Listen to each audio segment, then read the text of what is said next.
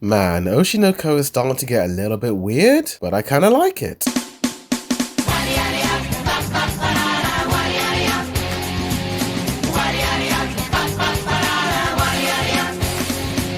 Yo, what's good? It's the Boy Reviews and heavy spoilers for Oshinoko Episode 4 and Episode 5, you've been warned. Before we talk about the new Episode 5, I'll give my brief thoughts and opinions on Episode 4. So Episode 4 pretty much kicks off right after the previous episode. Arco decides to give this acting gig another chance. As well as that, in the same scene, Kana reminisces on the past, how she used to be this famous child actress, but then people started to lose interest in her. She got less roles, but despite all that, and despite this current production she's in that isn't well received by the public, she still has a lot of faith in the industry, and she still has faith in herself that she can make some sort of comeback, which I truly admire about this character. I love how Arco, despite him admitting that he isn't a good actor, he uses everything to his advantage, whether that's the lighting, the environments, or the actors. He uses all those elements to his advantage to make his acting appear more intense than it should be. I must admit that this entire sequence, I kind of forgot that they were doing a whole TV show. It was just so dramatic and intense, dude.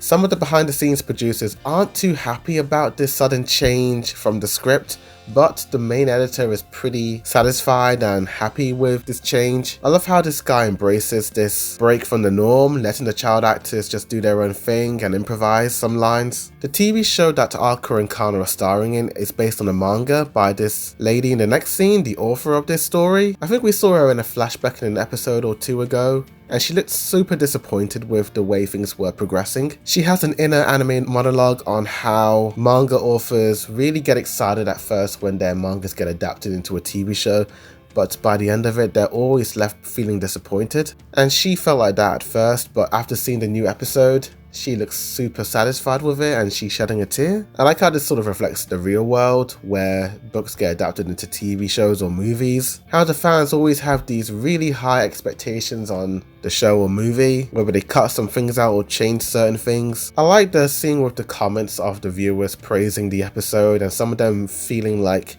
this is how the show should have been from the start. Our boy Aqua meets a man who has some intel on the people that I worked with, and in order for him to get that intel, he agrees to star in a reality TV show. The twins also attend this high school where they meet other stars and idols. Honestly, dude, some of these characters in this school are drawn with so much beauty and elegance, but all the people in the school agree that this one girl called Shiranui is the most beautiful out of everyone. To be honest with you, those green eyes really freaked me out a little bit. They're just so green, dude. She gives me cat vibes based on those eyes alone. Ruby and her stepmom need a freelancer, and Arco decides to bring Kana along. There's this pretty funny misunderstanding where Kana thinks that Arco's going to ask her out on a date, but nope, Ruby and Arco reveal that they need her to be a fellow idol alongside Ruby. At first she's very hesitant, but then she eventually gives in after Arco tells her that she's cute. Man, I've got to give this episode massive praise because the scene of them at the park was just beautifully drawn at times. The lighting, the colors, the vibrancy. The entire scene just felt really dreamy. The next scene we cut to the two girls watching the dating show that Arco is in, and my gosh, is Arco a pretty good actor. The dude keeps going on and on about how he isn't any good, but the way he's just pretending to be this bubbly young lad, it's honestly just hilarious, dude, considering that we know who Arco truly is. And speaking of Arco talks to Yuki, another gal on the reality show. They just have a discussion of how Yuki is timid and she's not very outspoken, but